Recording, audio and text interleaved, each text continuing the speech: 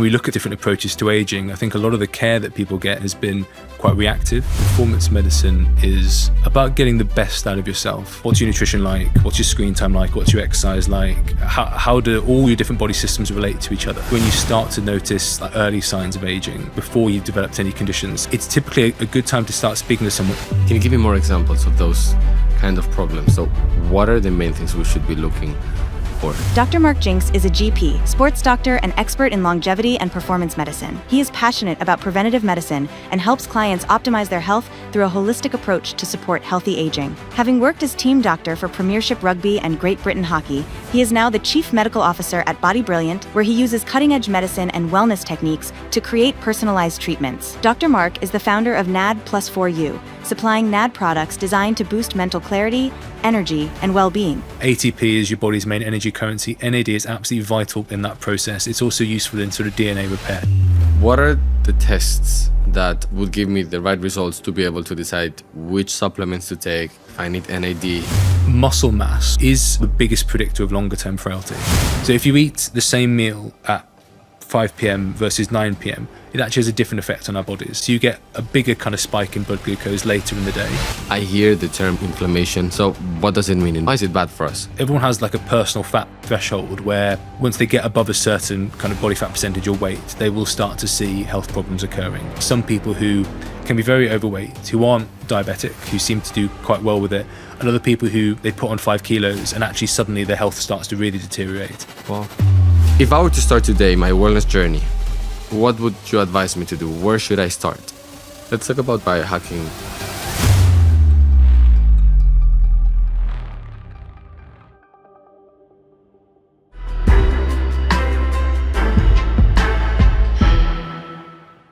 Dr. Mark Jinks, in a nutshell, please describe to me the work you do.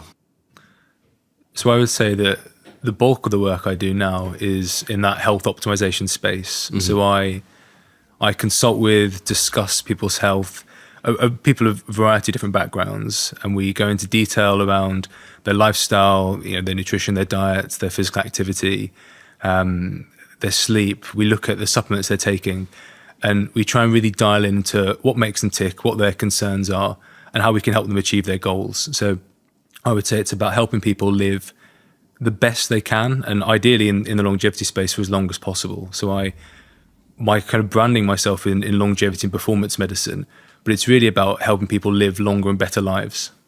Longer and better lives. Do you feel like sometimes longer equals to better? It's a good question, and no, I don't actually. So I've got quite a broad kind of background of experience from kind of NHS work, which involves actually a reasonable amount of elderly care. So I've seen the kind of pitfalls of aging and what happens to people towards the end of their lives, where things like frailty start happening and these chronic conditions can happen. And I think we look at these two terms of health span, which is your quality of life, versus your lifespan, which is your quantity of life. Yeah. And they don't always tally together. And actually, when we look at these different approaches to aging, I think a lot of the care that people get, or has been up until this point, has been quite reactive. So we're looking at maybe starting things like statins or blood pressure medications, but after someone's had a heart attack. Yeah. So that's kind of based on we're reacting to what's happened in the body. We're pushing out maybe a few years of life, but actually that quality of life isn't very good. So the answer, I guess, would be no. And I think that's where a real focus of the kind of work that I'm doing and some other people are doing around like preventative care is so important, and focusing on giving you that real quality of life, but for as long as possible. And ideally in doing so, giving you a few more years of lifespan as well. I find this fascinating in the wellness space because preventative work and preventative healthcare and wellness is something that it seems to be like new right now and trendy. But if you look at the same, let's say, analogy or the same method, but you transport that into a different example. So in a relationship, right? We understand that very clearly. We try to be as preventive as possible. So we take care of our relationships so then problems are minimized and the frequency of those problems are also lower.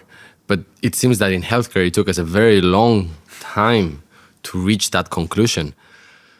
Let's deep dive into the experience that you just mentioned, the NHS, for example. So what makes you a subject matter expert in this field? So anybody listening to this would think, well, anything else that he's going to say, I'm going to immediately implement into my daily life because he's one of the biggest or the best subject matter experts in the field. Sure. I mean, you'll struggle to find formalized training programs for the work I do at the moment. And that is probably something that will develop over the next few years. I would say my background and my interest in this started from my own personal experience and a lot of people's personal experiences. So I was a good athlete before I became a doctor. I used to do a lot of rowing, and I didn't quite get to Olympic level, but I was decent basically. And I had a real interest in my own kind of recovery, my own performance. How can I get the most out of myself? And then I obviously finished medical school, became a doctor. I've got my medical training, my medical background. I started work doing some surgery training because, again, I thought I wanted to work with athletes. Yeah. Decided that I didn't absolutely love operating. It wasn't the right career path for me. And then retrained in general practice, started doing some work in sports medicine, started doing some work in aesthetics. My NHS work continued, obviously, in general practice, but obviously doing a wide kind of base of work. So I might have said earlier that the work in kind of elderly care, I worked in some community hospitals, which were people who weren't quite well enough to be at home, but didn't need to be in an acute hospital. Yeah. Combine that with work with companies like Bupa, doing health screening. I worked at a private service which was based around regenerative medicine. I did a master's in sports medicine. And I guess what I'm trying to say is that I've got a really broad set of experiences, both kind of non-clinical and clinical, which has led me down this kind of journey of looking at health optimization, longevity. And then the last few years have really been focused in those areas and doing courses around like functional medicine, so how important like lifestyle is, but also some more kind of niche treatments. There's a training school called A4M, which looks particularly at longevity and performance medicine. So doing training courses with them. So I constantly kind of keep myself up to date through different webinars, different training courses, looking at what's out there, looking at things like different podcasts, social media posts, because the clients that I see are generally super well informed. Yeah. And they come to me and be like, have you read this? Have you seen this? And if I haven't, then I need to be on top of it. So I guess in a nutshell, it's because I've got a really broad medical background that's a very solid base. I still do some work in the NHS ad hoc to keep my licensing up. And then I've got this other side of me that looks at all these different areas of wellness, of performance medicine, that I guess I can combine the two and give people a great experience when it comes to their health. Interesting. So you started your career as a traditional doctor for the NHS. For those who don't know the NHS, if you are not from the UK or live in the UK, is the National Health Service. And basically, a traditional doctor would be, as you were mentioning earlier, very reactive. So I go to the doctor because I have a headache, and then they would treat that problem with a medicine, for example, but it would be very much reactive based. What happened in your career for you to transition from being that type of doctor, reactive, into proactive, performance medicine and longevity based? I suppose there were a few incidents. I guess from my own personal point of view, again, I've always had a passion around that. I've always had a passion around how we can help people as much as possible, how we can get the most out of ourselves and prevent disease. There's been a few times in my career, and just to be completely transparent, where I've seriously thought about leaving medicine because I've been fed up or unhappy with how we've been practicing. Oh wow! Once was when I was training in doing surgical training. I looked at what my colleagues were doing, how we were treating people, the effect that we were having, the lifestyle that was there, and I thought, actually, do I want to do this for the rest of my life? So it's because if you felt it wasn't effective enough. I think to a degree, yeah, and I think also just how I was living at the time, and just thinking, is this kind of sustainable? I had colleagues who were a little bit further ahead in programs, who were moving all around the country, who were living away from families, and I just thought, this isn't the right way to live. This isn't the right way to be. And I felt, and again, like we said, it was a very reactive kind of model of care, and people were coming in not getting great experiences. I took some time out, did some training in sports medicine, retrained as a GP to have a bit of a broader focus to try and do more preventative care. And there's a lot of really great GPs out there. I'm not there to kind of bash doctors in the NHS at all, because I think everyone is really trying their best. It's just how the healthcare system is set up, and particularly in general practice, there's just not the time. The limiting factor is just the volume of people that we're trying to see. Yeah. So I started working in GP again. Thought, is this the right thing for me? I was very fortunate to start working at a regenerative kind of practice, which helped me understand a bit more around kind of hormone therapies, more innovative treatments, have a real focus on prevention. And that sort of really sparked my interest. And a lot of things that I would say to people when I would meet people socially who weren't doctors. A lot of my friends aren't doctors because of my other background. I would say what I really don't like is the lack of, I guess, innovation or the chance to do something new in medicine. A lot of the time it's protocol based. A lot of the time, again, it's reactive.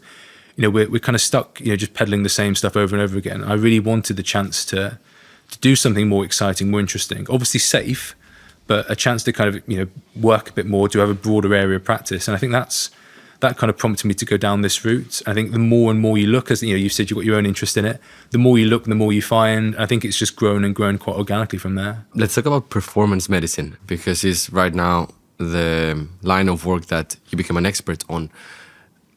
And a lot of people feel like medicine is about just treating a disease. Mm-hmm.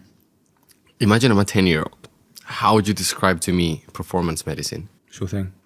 I would say that performance medicine is about getting the best out of yourself, I suppose. It's not about treating you when you're sick or unwell. It's about looking at you as a person, talking about what you want to achieve and helping you get there. So it's helping you get the most out of yourself, helping you optimize your health to be able to achieve the goals that you want to achieve. And I also hear a lot the term holistic wellness approach. What is it in very, very simple terms? Sure thing. So I think there's a lot of kind of overused kind of cliche sort of terms in kind of wellness, and probably wellness itself is probably one of them. I agree. 100%. I think holistic is, at its core, holistic is great. I think the problem is it gets used and wrapped up in so many different things. But holistic in general means referring to, again, someone as a whole person. So we've already said that a lot of medicine has been reactive. It's been quite siloed. Like the example you gave is great. I've got a headache. Here's a pill for the headache.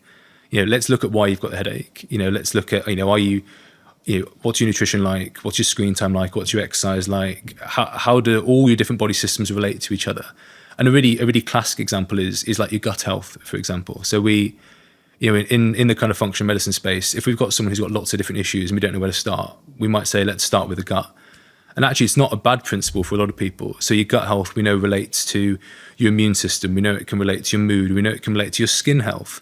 And, I've seen colleagues treat people with eczema by treating the gut, which is really interesting. So they're not just slathering on steroids. So it's really about, it's trying to look at that person as a whole, how all those different body systems interact and where we can make the best difference. Some people may be thinking right now, well, I want to jump on that train, get on that wellness, longevity, lifespan, quality of life journey. But if I go to my doctor in the NHS, he won't be able to offer me those services. So where can I have access to a wellness or longevity professional? And also, when is the best moment for me to seek that assistance? Yeah, I mean, they're both great questions. To deviate really very, very slightly, I would say the first thing I would do is probably look at like the lifestyle measures, those foundational measures first, that making sure that you are being active, making sure that you are kind of doing some exercise. You don't have to hurt yourself with exercise. Just being active in general is a good thing. Looking at your diet, maybe making sure that we're focusing on things like whole foods, making sure that you're trying to get as best sleep as you can, so consistent sleep and wake times, trying to manage stress. These we'll probably talk about these a bit more in detail, but these are kind of the foundations that make up like the longevity side of it. And then if you're looking to speak to someone, which I encourage you to do, I think I would look for kind of registered practitioners. They don't always have to be doctors. You see some great nurses in this space, some great nutritional therapists, some great physios do a good job in certain areas. It's around looking at people who are regulated and qualified. So people and you can look through certain registered bodies like IFM, for example. The Institute of Functional Medicine has a list of practitioners. A4M is another institute, does a very similar thing. There's a lot of noise in this space, I suppose. I mean, it's about trying to cut through that and see a person, a practitioner, a doctor who has a background in this. And you'll get a feel from, when you speak to them or what you see online about whether they're the right person for you. In terms of when to see someone, it's not quite as simple as the earlier the better. When I talk about elderly care, I think people who are kind of in their 80s and 90s have got multiple comorbidities. Arguably, it's a little bit too late at that point. We can still help, but it's not maybe the right time. I would say it's probably when you start to notice like early signs of aging, which can be multiple, but often it's things like, brain fog. That's just a term that's used a lot, isn't it? But that kind of lack of clarity of thought. It's maybe energy levels dropping. It's maybe it's weight gain, like mood changes. These are all things that kind of people present with. And that typically maybe is kind of in that space around their 40s. I see people in their 30s come and see me though. It's typically a good time to start speaking to someone is before you've developed any conditions, so we can try and like nip these in the bud as early as possible. So it may be like once every couple of years you see someone just for a checkup, and then we kind of go from there. Can you give me more examples of those kind of problems? So brain fog, or maybe you feel like your memory is not as good as it used to be in your 30s and in your 40s, because I think like we should shed some light into those potential problems so people are watching out and then immediately detect them and then come and see a specialist like yourself. So what are the main things we should be looking for? So I guess, brain fog is a good example. A part of the problem, I guess, with these is that they can be due to so many different reasons, which is good in some ways because it gives us something to work with and different areas to target. A real common complaint around brain fog can be things like, memory changes, like word finding, just lack of clarity of thoughts. It can be due to stress. I mean, all of these, I guess, again, all of these areas can overlap. So stress, lack of sleep, can also be due to like hormone changes, particularly people in their 40s. Maybe some of their sex hormones are not quite the levels that they need to be, particularly around like perimenopause, but even that like an andropause word, that's maybe later 40s, early 50s. But andropause is that referral to like testosterone levels dropping in men. It can again be related to brain fog. Sometimes it can be as simple as things like low vitamin D, low B12. So maybe we'll do like a basic blood panel. Maybe there's some other testing that we can do around nutrition. But I would look at, if you're experiencing things like, say, brain fog or your energy levels are dropping, I think it's worth looking at your lifestyle in a bit of detail and trying to do a bit of almost like an audit on yourself if you can. It's hard to be objective sometimes because, I've got a client at the moment and she runs her own business, hugely intelligent woman, very successful. We had a look through some lab data. We had a chat with her about how she was feeling. And then during our conversation, she realized that she hadn't exercised properly for a few months. And as soon as I said it, it's almost, slapping herself on the head, being like, oh gosh, I can't believe I hadn't been doing that. So it's important to kind of try and take an objective look at what's going on at the moment. But I think, we'd look at those kind of presenting concerns, what you're worried about. And then I would try and see if you can identify why that might be the case. And if you're thinking, actually, I'm not sure what's going on, then it's probably a good time to speak to someone. It seems that most of the examples you gave me are brain-related, neurological-related. Are there any other areas of our body that we should be focused on? Yeah, absolutely. So I didn't mean to kind of necessarily like focus on the brain in too much detail. I think all sorts of areas, I suppose. I mean, from top down, I still do a bit of aesthetic work, but aesthetics comes into it. So like your hair health, your skin health. I would look at, how your digestion is, particularly around the gut, whether you're experiencing kind of bloating or, digestive issues. Your joints, sometimes people talk about, aching joints, backaches, knee pains, which can be signs of kind of more, I guess, chronic inflammation that we need to be aware of. I guess anything that kind of feels slightly abnormal to you, depending on how you were feeling in the past. If you may notice that your energy levels are dropping, you may notice that you feel even just more stressed. Yeah. So there's lots of different areas that we can pick up on. But I think those So it's basically if you're feeling that there's something off, whether it's in your head or in any other part of your body, instead of going and seeing your GP, you're suggesting that we should go and see a wellness practitioner. I think it varies on the person. I think it varies what they're presenting with. I would say that your NHS GP is likely to be absolutely excellent. Mm-hmm. They are usually going to be very happy to do a fairly limited set of blood tests, which will give you an idea. They're also pushed for time. I think I would definitely look kind of inward in terms of, what are you doing? Try and be as objective you can around those lifestyle measures. So again, the stuff we've spoken about activity, sleep, diet, alcohol, for example. Maybe there's little things that you can do yourself. But if you're doing all those things, you think, actually, I'm doing all those things right, maybe I'm taking a couple of supplements, it's not quite working, then I would say that like a functional medicine, a wellness practitioner is probably slightly better placed than your traditional NHS GP, mainly because they'll have a lot more time and they'll have some access to other tests that can be useful for people. So some of the testing that I do quite often would be things like organic acid testing, which is a urine test, gives us an idea about micronutrient needs, mitochondrial function, oxidative stress, microbiome testing as well to give us an idea about how your gut bacteria is working, how that's balanced up. And your traditional NHS GP won't really have access to those tests. And they're often not so keen to test things like hormone levels either. So again, I'd probably do that sort of lifestyle audit, see where you are. And if it's still, you're not feeling so great, it probably is worth going down that route of speaking to someone to get some advice.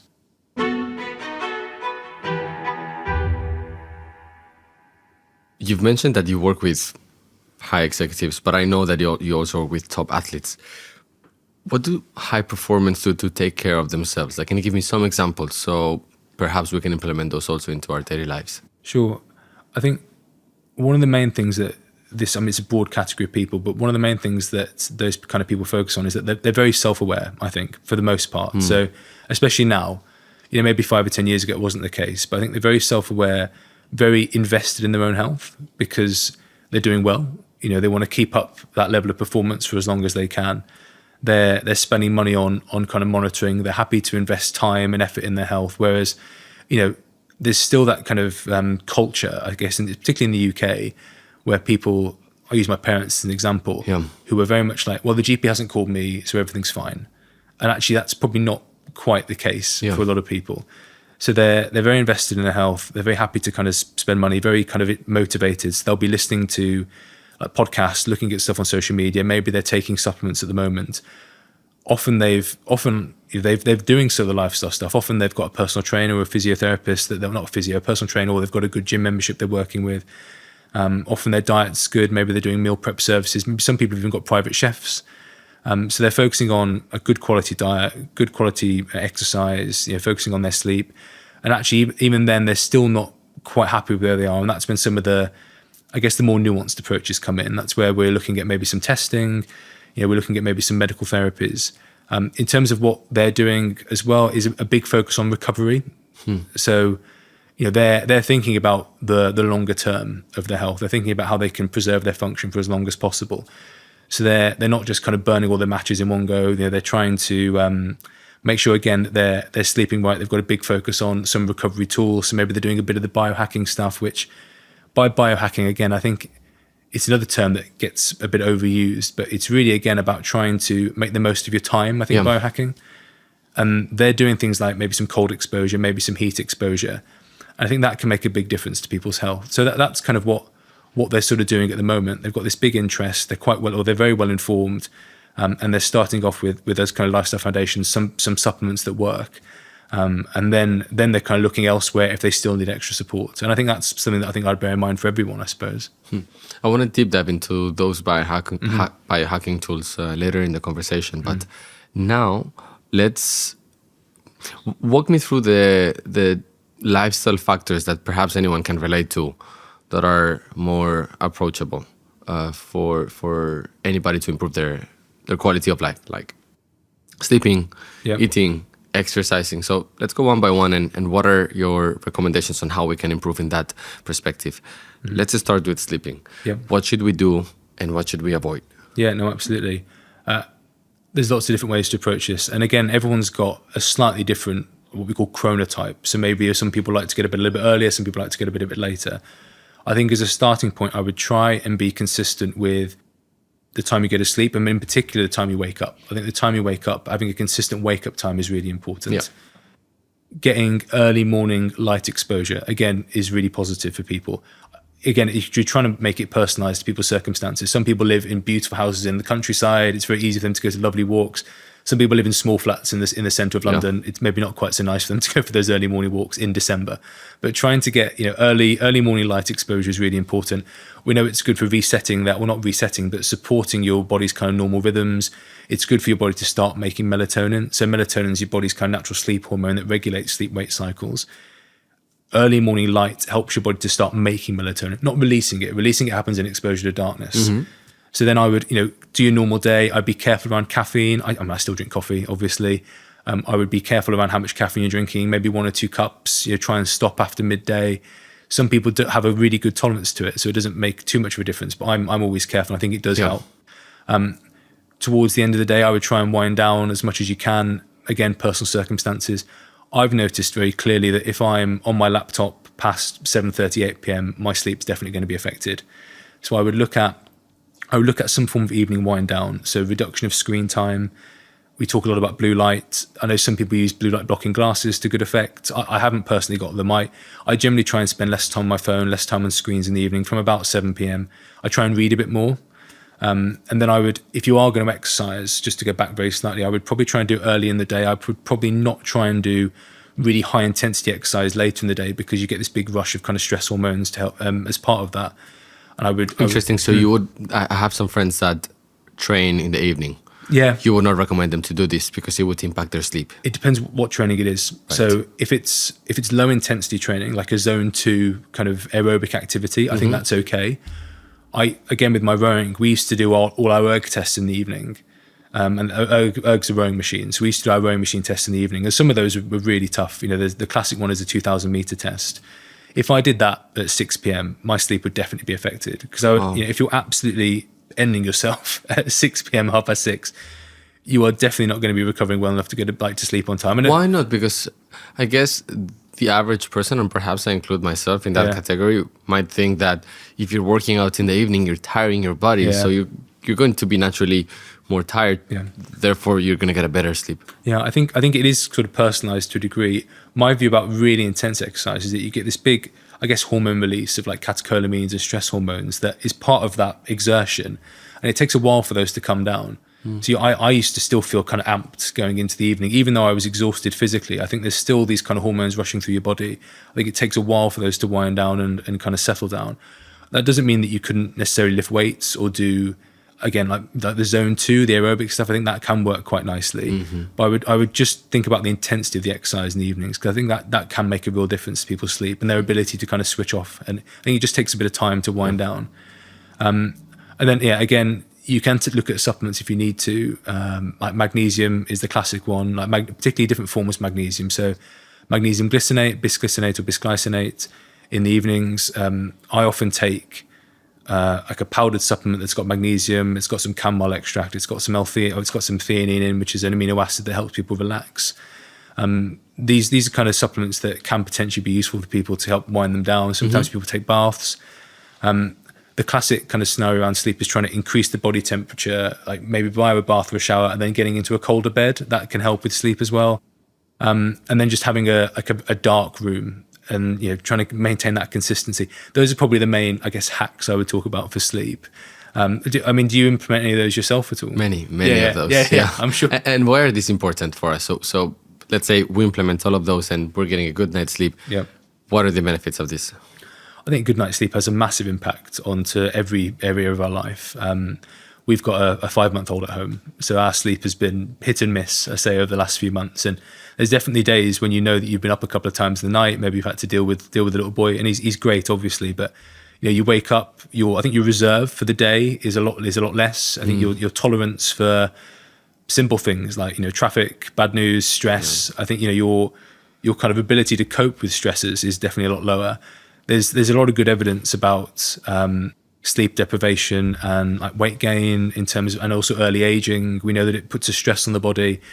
Sleep really is the only time that our bodies sort of repair themselves. And there's also there's a degree almost of, I'm sort of simplifying here, but of sort of cleaning the brain when you sleep as well, like the brain getting flushed and removing kind of products that we don't want, like waste products. And that only really happens in sleep. So actually, sleep is so important for all these different areas of your health, and I think sometimes it can be overlooked. So it has a massive impact on everything, I guess. I agree with you 100%, especially because I can relate to the consequences of a good night's sleep or a bad night's sleep. If I don't have a good night's sleep, the day after I am less in control of my emotions, so I cannot regulate my emotions. So if again they're giving me, similar to what you were mentioning, some bad news or there's some traffic, my ability to cope with those in a serene way is much harder. I don't have the same ability to do it, but also my mental clarity is not as good. And I guess in my particular case as an entrepreneur, this is probably one of the most important things that I need to be mindful of. So I prioritize my sleep these days above absolutely everything else. Now, let's talk about another factor that contributes to longevity and the quality of our lives, which is eating, nutrition. So again, in simple terms, what are things that anyone should avoid, and what are some types of foods or quantities or types of diets that we should be following? Yeah, sure. I think as kind of preface to this, I would say ideally we want to try and live our lives in some form of balance. So I still want people to enjoy their lives. I don't want to, I always make a joke, I don't want to lock you up in a monastery or a nunnery and you just have kind of water and very simple foods. You've got to enjoy your life. I think in terms of foods that I would avoid, I'd just be careful around the amount of like processed foods that people eat. And the reason for that is that, and I do eat some processed foods, like whey protein is a processed food, like creatine as well. Like I do take those.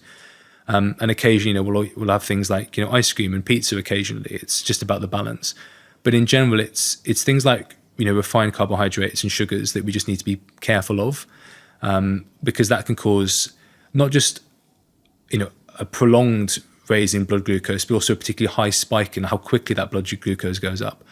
When we're looking at people's health, we know that something called insulin resistance is a really big upstream marker of poor health. Insulin resistance. Yeah, absolutely. So it's when your body, so insulin's not the bad guy. So insulin is a vital hormone for you to survive. Type 1 diabetics who don't make insulin, they'll die if they don't get it. And that's what did happen, in the past. And thankfully that's kind of addressed now.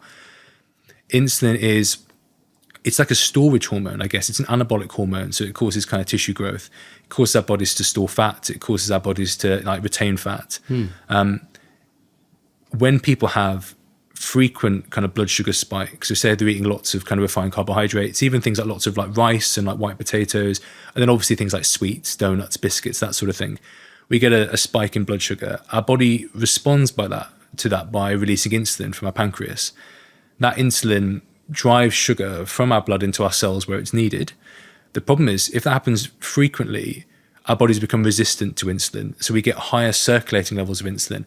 That leads to more difficulty kind of losing weight, more kind of weight gain.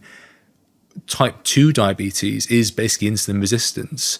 An inability to control blood sugars, which can lead to problems with blood vessels, problems with kidneys, with brain, with eyes.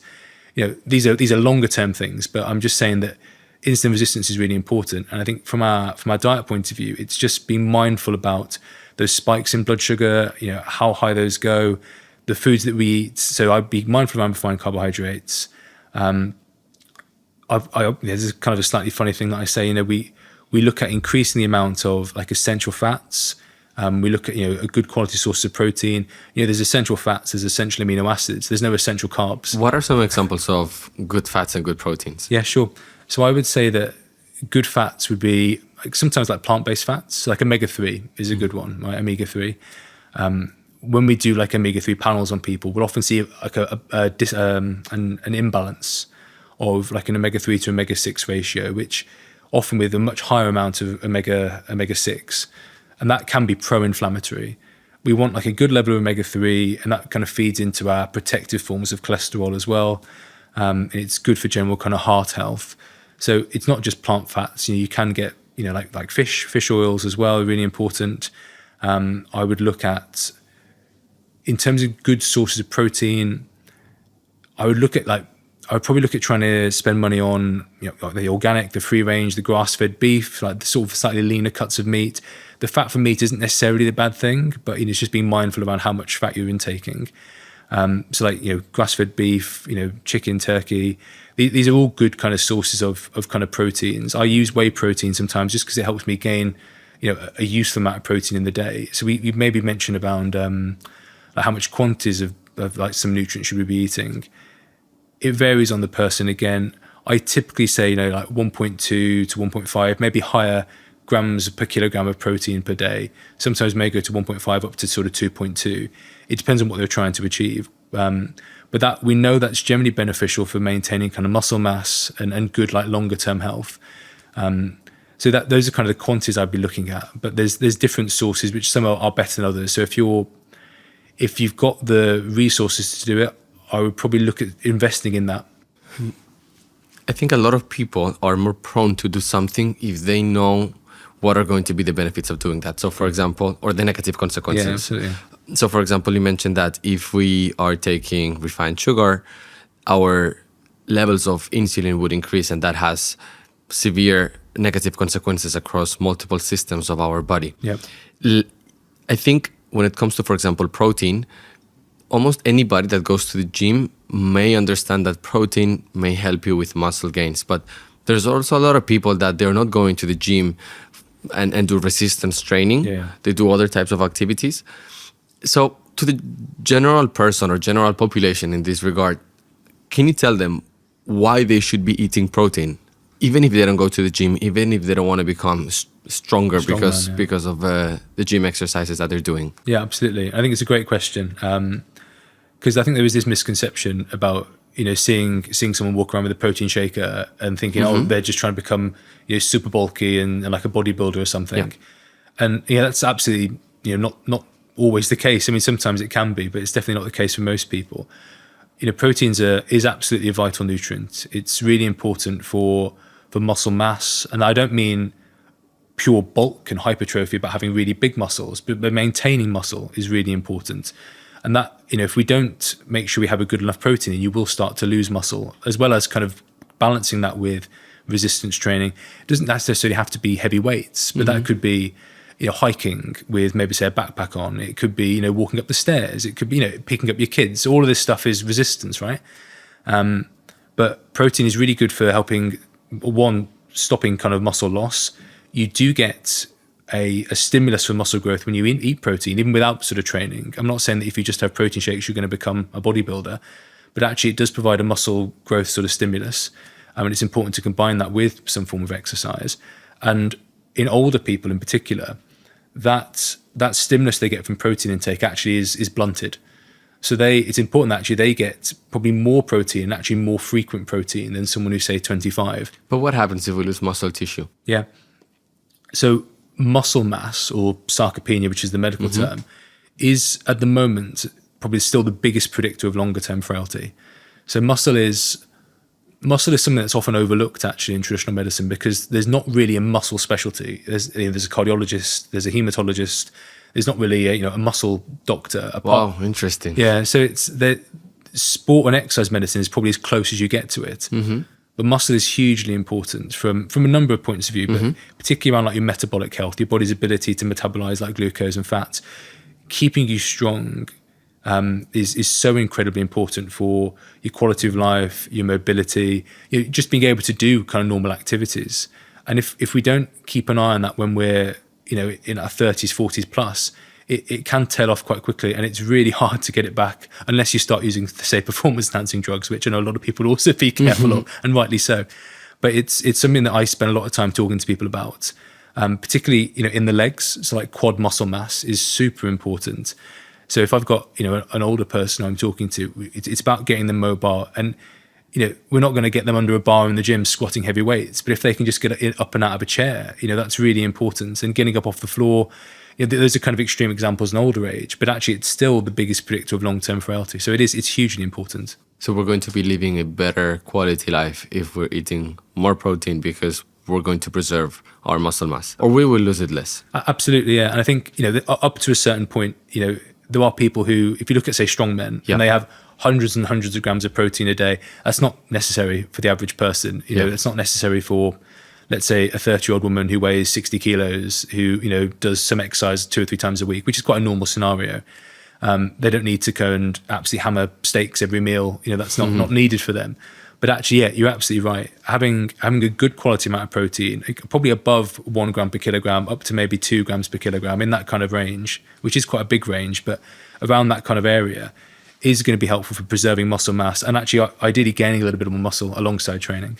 All right. So if I were to simplify this, we need to be consuming protein because we want to preserve as much muscle mass as possible, because that's going to help our mobility down the line. As simple as that, right? Yeah. That's probably the main benefit. Mobility and quality of life. Mobility and quality of life.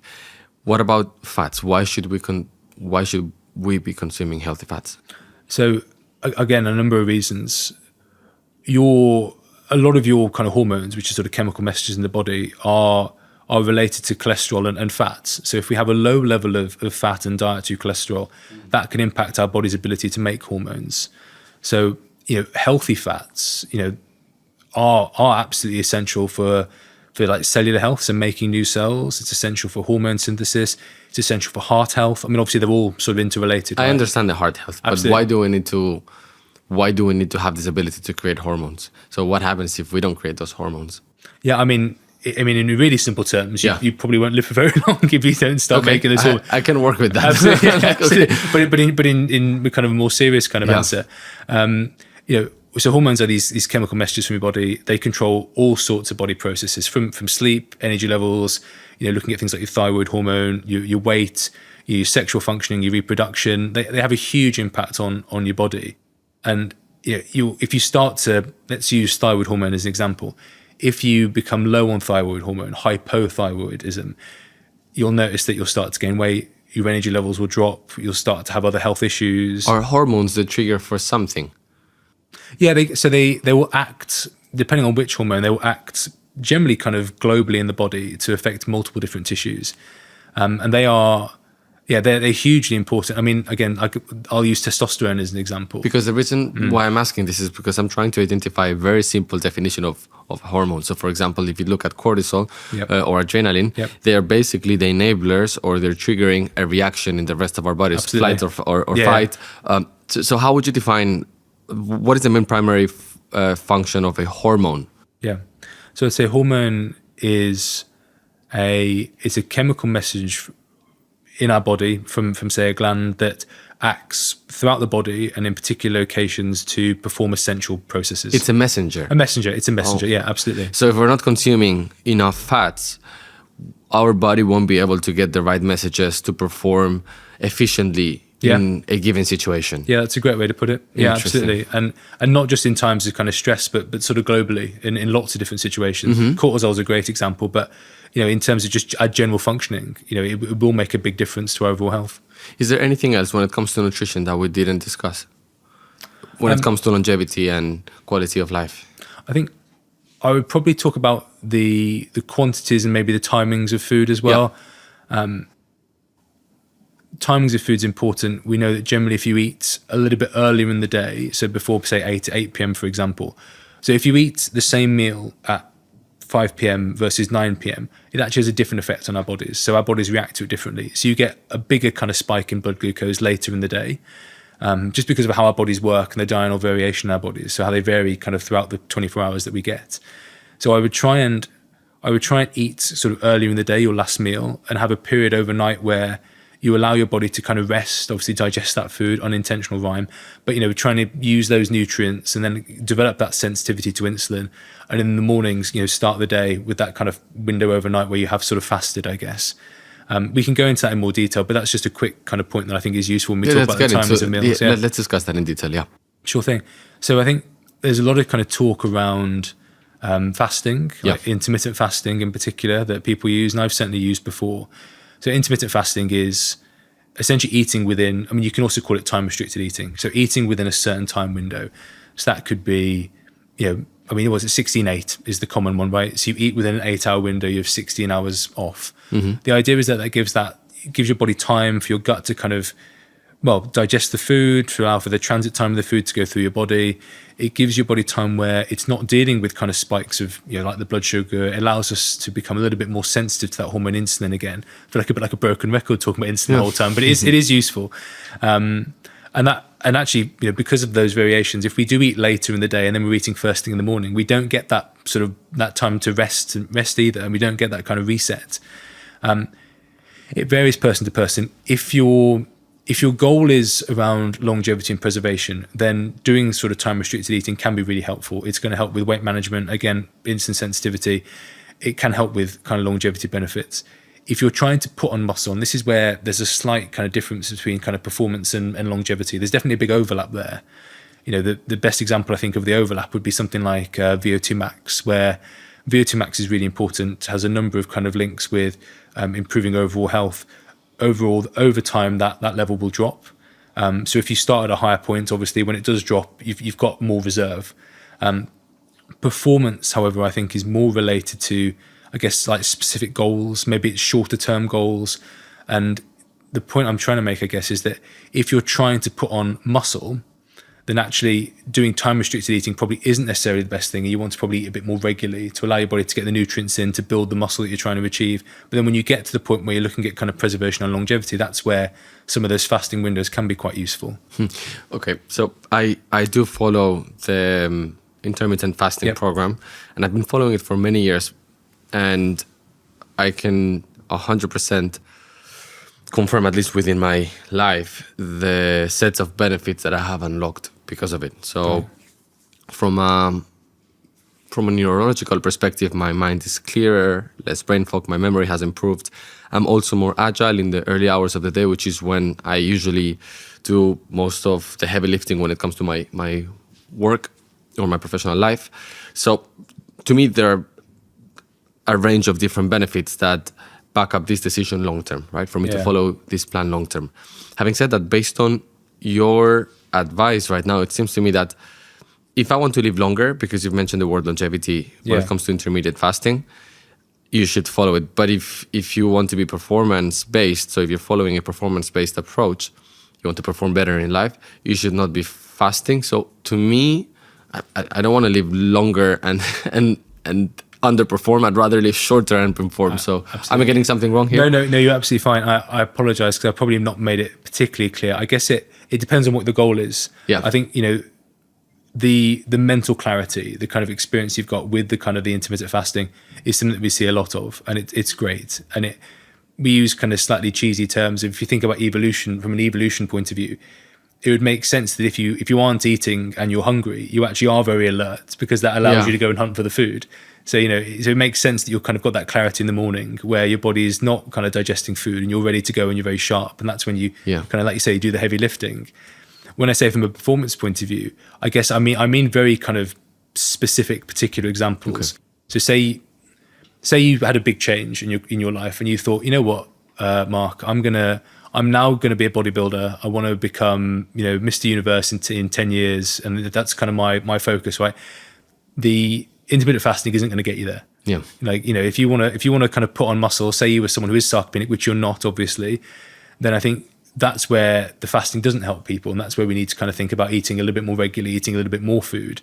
And for the average person, someone that wants to feel good, perform well at work, in their personal and professional lives, would you recommend them to follow the intermittent fasting program? I think for some people it can work really well. I think particularly if you're someone who is kind of struggling with weight management. I think if you're someone who, maybe you've been to your doctor and they've said, you're borderline diabetic, or it's maybe not quite as good as it could be. Yeah. And then I think if you're looking at that kind of mental clarity, I think sometimes it can work really well. It's worth trying it. Mm-hmm. Interestingly enough, because of kind of hormone fluctuations, there are times in kind of women's cycles, like menstruating women's cycles, where actually it's not the best idea to fast because it can make them feel slightly worse. That's not a sexist thing at all. It's just a genuine kind of phenomenon. But actually for most people, they do tend to respond quite well with it. And it's not something that I would probably do continuously for the rest of their lives. It may be something that you do for kind of 3 to 6 months. You evaluate it, maybe you make some changes. So I guess the short answer to that question is yes. I think it can work really well for people. But it's something that we'd be flexible with and try and think, like you said about that kind of lifestyle order, is this working for you? Maybe in a few months' time you think, maybe not. And for someone like me that follows that, should I come off it at some point and then get back it again?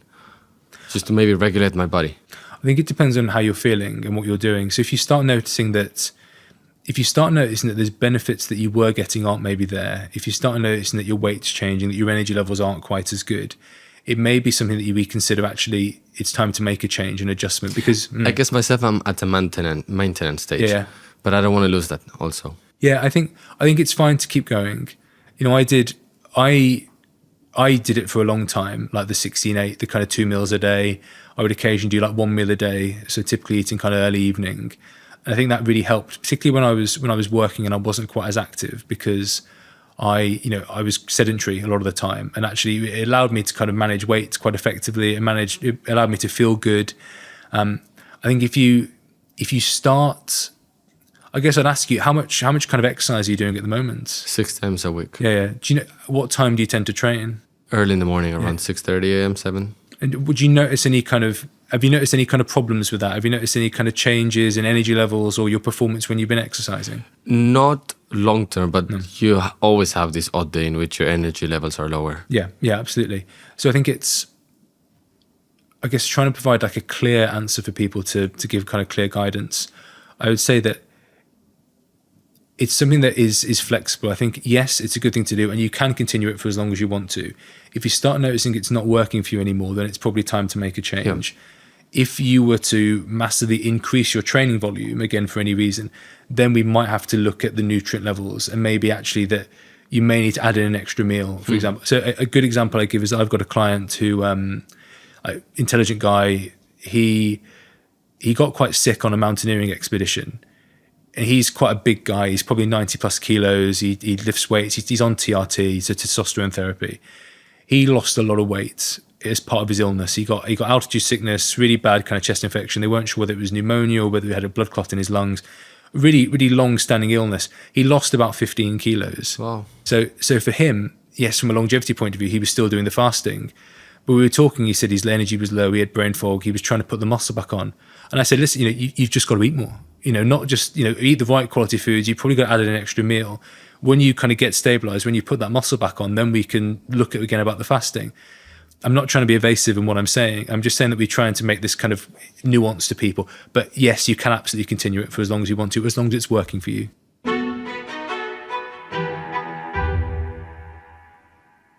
You've mentioned several times throughout our conversation weight management. Uh-huh. I think a lot of people can relate to the necessity of being in their optimum weight when it comes to looking good, right? From an aesthetic perspective. Absolutely. So what are the negative consequences of being overweight from a longevity and quality of life perspective? Sure thing. There's quite a few, unfortunately. So everyone has like a personal fat threshold where once they get above a certain kind of body fat percentage or weight, they will start to see health problems occurring. That is different for everyone. It's not easy to work out where exactly that is for people. Yeah, that's why you see some people who can be very overweight, who aren't diabetic, who seem to do quite well with it, and other people who they put on 5 kilos and actually suddenly their health starts to really deteriorate. Wow. But in general terms, increased adipose tissue, increased fat is pro-inflammatory. We know that it puts more weight on joints and can lead to joint problems. We also know there's quite a strong link with a number of different types of cancer and other kind of chronic health issues like heart disease, for example. It varies person to person. I'm not trying to fearmonger. I'm not trying to be sort of fat phobic in any way, but actually in terms of... What do you mean by inflammation? Because I feel like I'm, the child that is asking always the basic questions. I hear the term inflammation. Like if you're into, for example, podcasting and you listen to different wellness podcasts, they're using that term every now and then. So what does it mean in very simple terms?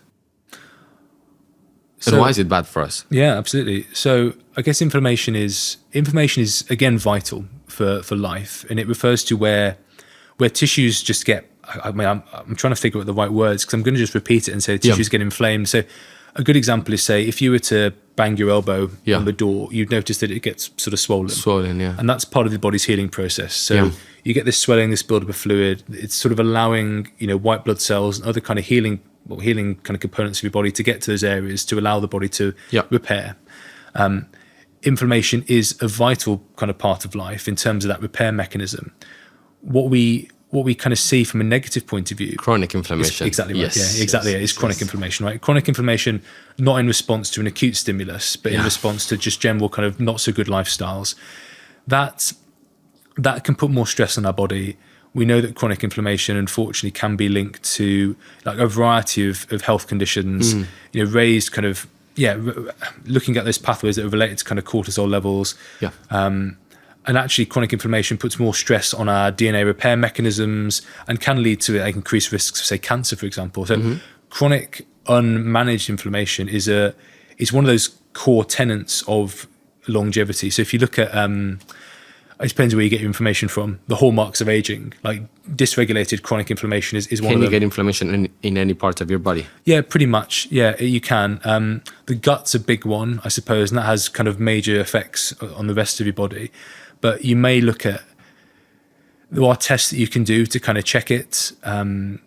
and there's kind of foods that can unfortunately be kind of cause more sort of inflammation, but there's tests that you can do to sort of measure it. So blood tests, some of the functional tests that we spoke about earlier, like some of the urine tests that look at organic acid levels, looking at like oxidative stress, for example. You can get inflammation sort of anywhere in the body, but it can be just a very systemic general thing. Mm-hmm. Let's talk about exercise. Mm-hmm. Again, I feel like there are right ways of exercising and wrong ways of exercising. If we look at this from the lens, again, of wellness, longevity, and quality of life, what would you recommend? So how does good exercise look like? And how does bad exercise look like? Sure thing. I suppose I would always be cautious around using like bad exercise, because I would say that I would always try and encourage people to be active, and I don't want people to be kind of too worried about. Is bad exercise better than no exercise? Well, I guess it depends what we mean. So I guess if I was talking about, I'll use good exercise as an example first, then maybe use that to kind of pivot and then talk about bad exercise. Okay. So I suppose good exercise is exercise that has all those kind of health benefits we're looking for. So, and there's different types of exercise, as you know, right? So there's kind of general kind of walking. I guess if we look at like different training zones from a cycling, running, any kind of cardiovascular point of view, different heart rates and different kind of thresholds from breathing and lactic acid. In simple terms, there's kind of very gentle exercise where you'll be happy to have a conversation while you're doing it, and that could be like a zone 2 exercise. You can specify it in terms of heart rates and all these different areas like exertion levels and things, but generally, if you can hold a conversation while you're doing it, it's probably going to be zone 2. Yeah. If you can't, it's going to be above that, and sometimes it gets polarized into like a zone 2 training, and then maybe like a zone 5, which is harder training, which is hard to hold any kind of conversation. Those sorts of form of training are going to be improving your heart function. They're going to be improving your blood vessels in your body, so they're more compliant. So they can dilate and constrict more easily, which is good for your health. It's going to improve your mental health. It's going to have a number of benefits on your body, particularly the more intense stuff, which improves what's called your VO2 max, which, just to explain, that's the amount of oxygen that your body can take in that time frame, which is also got a good link with longevity and other health benefits.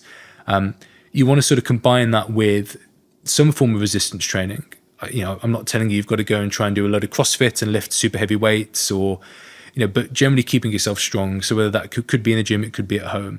That will improve the muscle mass. It will improve your joint health. It's going to keep you mobile. From a longevity point of view, that's going to mean that you can keep living the life you want to live, even as you get older. And sometimes we do talk to people about their goals. That will mean that they can, get up a flight of stairs quite comfortably when they're sort of 70 or 80. They can pick up their grandkids and like throw them overhead and stuff. That's all really important stuff. I suppose bad exercise. There's definitely been times when I've overcooked it and I've gone a bit too hard. I suppose bad exercise would be things that, I guess there's different ways to look at it. I suppose there's exercise that could potentially endanger your health. Okay. And I suppose there's exercise where it would be far too much and you're not allowing the time for you to recover. So if you've, let's say, if I was to dive into an Olympic swimmers training program, like Michael Phelps' training program back when he was at his peak, and I couldn't physically do it. But if I was trying to do that, then I would burn out pretty quickly. I wouldn't be having the recovery time in. I would be putting my body into lots of chronic stress. I would likely get injured very quickly, and then I would suffer, and my other areas of my life would suffer. Yeah. And I suppose that'd be what I refer to as bad exercise. So making sure that you've got the level of conditioning that is appropriate. So if you're someone who's never run before, I wouldn't just sign up and try and do a marathon. I would try and start by doing gentle exercise, build up the strength in those softer tissues around the body, the connective tissues, and then allow you to kind of exercise at the level you want to. The reason why I bring up bad exercise is because we've released a fantastic episode with a love anthropologist, cool. Probably one of the best ones in the country, and she works at Oxford University, and she unveiled something that I found profoundly interesting, which was that basically our amygdala, which is the limbic side of our brains, the limbic system of our brains, which registers all different kinds of emotions, in women in particular, defines what is it that they're looking for in their partner, in their heterosexual partner, initially without having spoken with them. That's when the neocortex and our thinking brain kicks in. And basically you walk into a bar and the woman scans the room, and if she's single, she would be looking for a man that looks like a sort of triangle, so wide shoulders and quite a thin waist. And then when we released this episode, we started getting so many different messages across different social media platforms and also emails saying that right now they're training 5 times a week, just their shoulders and their back. So I immediately thought that's bad exercise, because you're training the same muscle group 5 or 6 times a week, right? So that should be bad exercise, because you're not allowing enough resting period. I think that's a really good point, actually. Yeah, I think that's a really good point. So again, I guess it dials into allowing yourself to recover, and also like a balance, I suppose. You know, there's that kind of real joke about not skipping leg day, and I think it's important, right, to not just, you know, maybe it works in the bar, but not just to hammer your kind of back and shoulders, and actually occasionally look at your legs and look at the other muscles that you should be developing. So yeah, I think that's a really good point in terms of making sure that you've got quite a rounded kind of view of exercise and the different types of training you're doing as well. And then let's talk about supplementation. So I am the kind of person that if you stay at home with me and you spend one night with me at home and you wake up in the morning, you're going to see me in the kitchen having all kinds of things, right? Sure. Some for my brain, some for my gut microbiome, some for my skin, some for my hair. Like, I guess I buy a lot of those thinking that I'm doing something good for myself. Yeah. Even if it's a placebo effect, I feel good with myself, which I think it has some benefits. Absolutely. But I would like to know, for the general, let's say, person or the average person, what are some supplements that you would recommend anybody to take, because we cannot either absorb the nutrients from the food that we take as well for that particular nutrient, or maybe because we are not able to absorb the sunlight because we live in a given country that doesn't have as much sun exposure or give it that much sun exposure. And also, what are some supplements that you think are absolutely unnecessary and we're spending our money on? Yeah, that's a good point. I generally, always follow like a food first approach, but I think there are some supplements that I think would be really useful for people. A lot of people don't get enough fish in their diet or omega-3s, so I would generally, I take an omega-3. I think that's really important for most people to help with cholesterol profiles, to help with cellular health. I think that's really important. I take omega-3 every morning, but I eat fish, I would say almost once every day or every 2 days. Yeah. So how do we know if we're not eating enough fish or fish oil? Yeah, I think if you're eating it a couple of times a week, I think that's probably okay. Like 2 or 3 times a week is good. I don't think you need to eat fish 3 times a day. Yeah. I always make the joke, it's not a particularly nice joke, but a lot of people don't eat enough fish, they don't get enough omega-3. But if you do eat enough fish, you may be getting too many heavy metals. That's the kind of trade-off with So to simplify this, so if anybody's eating fish 3 times a week, they don't need to take omega-3 supplements. I think you're probably less likely to need it. It depends on what fish you're eating. So I think about oily fish rather than, say, cod, for example. Yeah. I would probably still at some point, even if it's just once a year or once every couple of years, look at getting like an omega-3 panel to see where you are. You can do that through various kind of blood testing companies, but that just gives us an idea about where you are on that spectrum. If you are eating kind of fish 3 times a week, you're probably okay, but you're not going to do yourself any harm by taking a bit more omega-3. Like everything, too much of something is necessarily bad for you, but it's very hard to overdose on omega-3. Okay. Vitamin D, you hit the nail on the head in terms of sun exposure. Even like someone like me who's like super light skinned, you know, and I absorb vitamin D very well. I still take vitamin D. I actually get an injection of vitamin D like 1 or 2 times a year and keep an eye on my levels that way. I run people sort of fairly high on vitamin D, you know, not like super high, but say the normal range is 75 to 250. I kind of run people north of 100, like 125, 150. That's kind of where I think people feel better and report they're feeling better on that kind of spectrum. Interesting. You just mentioned something that blew my mind. So my general understanding of the different skin types and how much sun exposure we need or we can take was the following. So if my skin is naturally darker, I can tolerate more sun exposure, and also I think I'm better at absorbing vitamin D. But you're saying the opposite. It's the opposite. Yeah. So you're definitely better at tolerating sun than I am. I'm not going to argue with that one. But in terms of absorbing vitamin D, if you're darker skinned, it's harder to get it from the sun. Oh, so that's why I can maybe my skin perhaps can tolerate it more, because it needs more sun exposure to absorb it. Yeah, and I think you've obviously got more melanin in your skin as well, which is protective, but I think it sometimes interferes with vitamin D absorption. So carry on, sorry. Yeah, sorry, because my brain is starting to connect dots, and I just want to make sure that those dots are well connected accurately connected. So if for example, my partner, she's German, she's I would say whiter than me or less tan than me or darker than than me. Does that mean that she doesn't need as much to take vitamin D or vitamin D3 supplements because she's able to absorb it better from the sunlight? If you live in the UK, I'd still say you probably need to take vitamin D. Okay. Because the sunlight's just not very strong. Okay. And it's only really sunny for about 2 or 3 months in the year. And you see you've got 9 months or 10 months of, well, like it is now, which is pretty great. I still think for most people, particularly in the autumn, winter months, it's useful taking vitamin D. I generally think, get your levels tested, obviously. But I think it's useful. I think it's useful pretty much all year round to take it. If you are someone, I see it a lot with populations who've got like an Asian background, like low vitamin D, particularly older people who maybe have been born in, say, India, who've come to the UK, they get a lot of bone pains. And actually we take the vitamin D and it's really in their boots. And actually by getting that level up, it does make a difference. Wow. So yeah, I know it might sound a bit funny, it's the sunshine vitamin. It makes a huge difference to people's quality of life if we get that level right. And yeah, if you're darker skinned, it's harder to get the vitamin D from the sun, but you can obviously enjoy the sun more. Like I have to stay in the shade a lot more. So I think omega-3, the vitamin D, Magnesium is generally good for people, like the different forms. I think, there's different forms like citrate and glycinate and bisglycinate or bisglycinate. It's the kind of glycinate form that's generally good for sleep. So I take it in the evening. It's helpful for relaxation. It's helpful for just helping you get to sleep, really. Creatine seems to be something that gives a lot of positive benefits with very little side effects. So, a lot of people take about 5 grams a day. I know there's people who are taking kind of big loading doses of about 20 grams a day. And what is your recommendation? I think the evidence is there, it's growing to look at higher doses. I take about 5 grams a day. Okay. Just not to go into unnecessary detail, I think it upsets my stomach a little bit if I take too much. I think you get a lot of kind of water, it brings in a lot of water, so I think it can upset the stomach a little bit. If you get on well with it, it's fine. You can't really take too much unless you do sort of something silly, but I think that kind of area is fine. I think just taking 5 grams seems to work pretty well. I suppose without kind of knowing anything about the person, without kind of getting any lab results, they're the ones that I would probably focus on. You can do worse than taking a general kind of B vitamin. So just to kind of make sure that your B vitamin levels are pretty good. The B vitamins are important cofactors for a number of different reactions in your body, particularly kind of methylated B vitamins. Yeah. And that's probably it. The gut support that you mentioned, the probiotic, I've definitely taken probiotics before. They are useful. I try and do, again, as much from food as we can. So try and making sure we're getting enough of the kind of the different colored foods for the polyphenols. But the general kind of, but if you're interested in gut health, it's definitely something to try.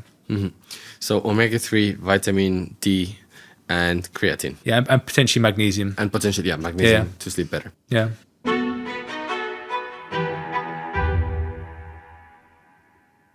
Let's talk about alcohol. I think it's a very big topic, probably in the last few months, because we are seeing more and more high performers, entrepreneurs, athletes, openly disclosing that they gave up alcohol and sharing all the different benefits of giving up alcohol.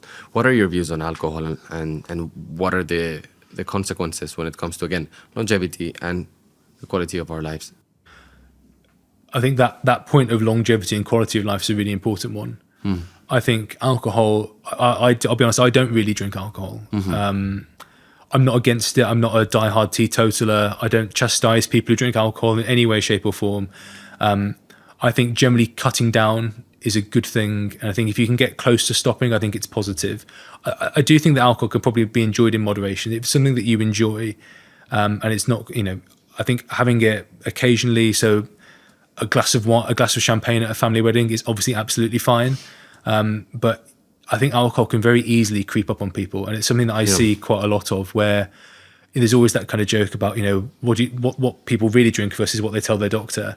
Even what they tell me seems like quite a lot. And the negatives, I guess, are it puts a strain on the liver.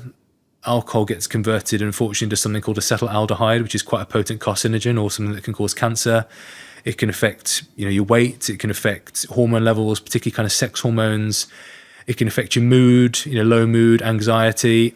There's a lot of problems, I guess, with alcohol that really does catch people out. Interesting enough, Saturday, so a couple of days ago, I was speaking to, she's a psychologist, and she was saying that, she gets referred a lot of people for anxiety and low mood. And actually a lot of it is underlying alcohol use.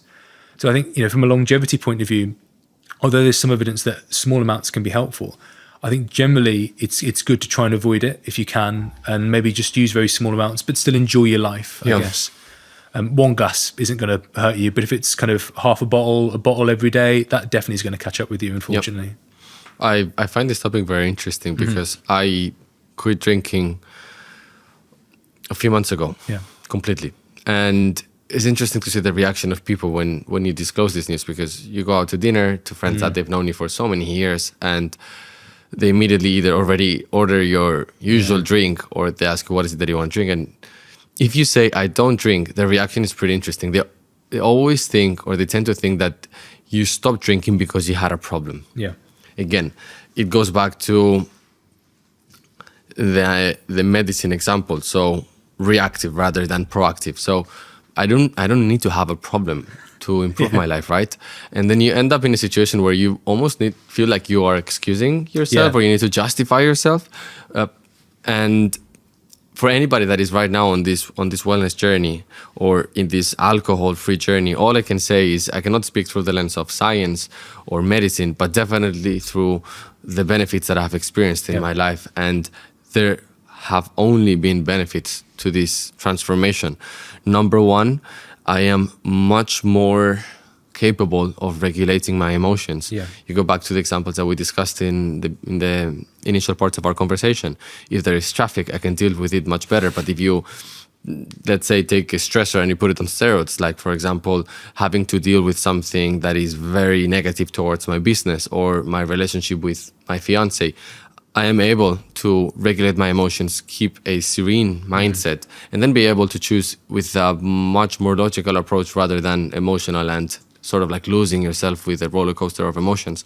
So that one has been incredibly important.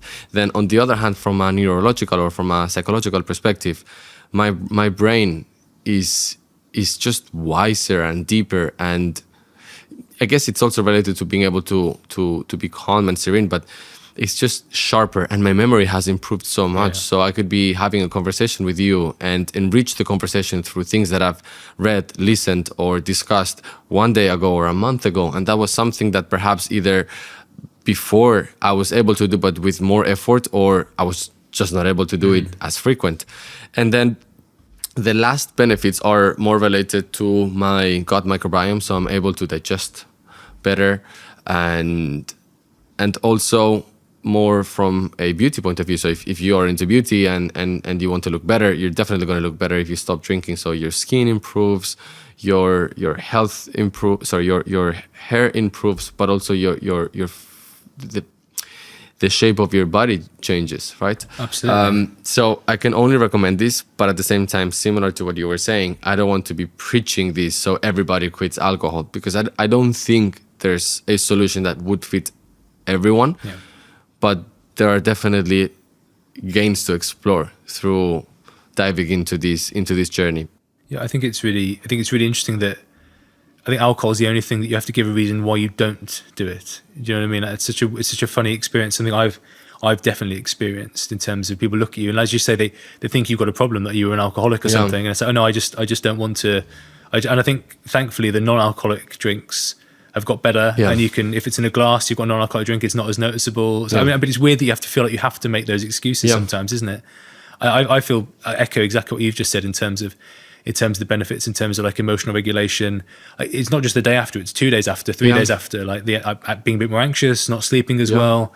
I think there's a lot of benefits to it. Essentially, I went yesterday for lunch with some friends, and one of them is a friend of mine for a number of years, and I told him I gave up alcohol, and then he told me I gave up too.